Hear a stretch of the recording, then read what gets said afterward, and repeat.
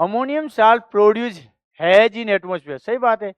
Ammonium के salt जो होते हैं ना, अमोनियम के जितने भी सॉल्ट होते हैं, ये सारे के सारे नुकसान करते हैं एटमोस्फेयर को, सही बात है। Ozone get produce when atmospheric oxygen react with chlorine, नहीं। ओजोन कैसे बनती है? ओजोन ऐसे थोड़ी बनती है। ऑक्सीजन रिएक्ट विद क्लोरीन, ये ऑक्सीजन और ये क्लोरीन, इनकी रिएक्शन करने से ओजोन कहाँ से बनेगी? ओजोन थोड़ी बनेगी। ऐसा तो कोई रिएक्शन ही नहीं होती इन दोनों के बीच में, ठीक है। Ozone get produce when atmospheric oxygen react with chlorine radical, नहीं। अच्छा, क्लोरीन रेडिकल है तो भी तब भी नहीं होगा। चलो क्लोरीन रेडिकल ले लेते हैं, कुछ नहीं होगा, ठीक है। ओजोन ऐसे बनती है, ये। अब आप बोलोगे ये कहाँ से आई? तो ये ऑक्सीजन होगी ना, ऑक्सीजन आपकी, ये जो ऑक्सीजन है लो, इसके ऊपर रेडिएशन गिरेगी तो ये फ्री रेडिकल में टूट जाएगी, ये दो फ्री रेडिकल में, ठीक है ना, ये। और फिर ये फ्री रेडिकल जो है वो ऑक्सीजन से रिएक्शन करके ओजोन का फॉर्मेशन कर लेगा, और ओजोन अनस्टेबल है।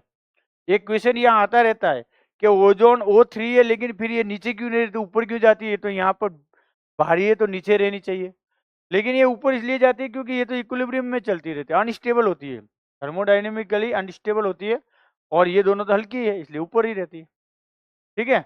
तो ओजोन कैसे बनती है? ऑक्सीजन टूटने से ये, और ये इस पहले वाले से प्रेजेंट ऑक्सीजन से रिएक्शन करके ये बनती है, फिर ये यूं चलती रहती है। क्लोरीन इससे यार कोई रिलेशन नहीं है, तो ये बात झूठी है। Polychlorinated biphenyl act as cleaning agent, ये बात तो सही है। ये जो है ना बाइफिनाइल, क्लोरीन लगे हुए जो बेंजीन की रिंग होती है ना दो ऐसे, ये बेंजीन की रिंग डाई, इसे बाइफिनाइल कहते हैं, ठीक है। इनसे क्लोरीन लगा लो, बहुत सारी क्लोरीन, इन्हें कहते बाइफिनाइल। ये क्लीनिंग, कपड़े धोने के एजेंट में काम में लिए जाते थे, अभी नहीं ले रहे, पहले लेते थे। ब्लू बेबी सिंड्रोम क्वेजे, इसका मतलब ये बात तो सही है, ठीक है।